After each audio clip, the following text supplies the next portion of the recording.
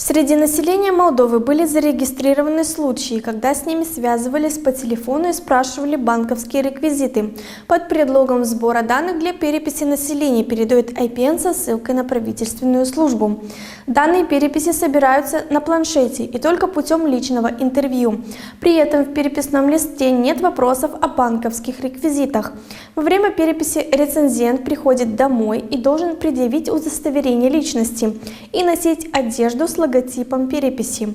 Личность рецензента можно проверить по зеленой линии. Перепись населения и жилищного фонда, стартовавшего 8 апреля, продлится 3 месяца.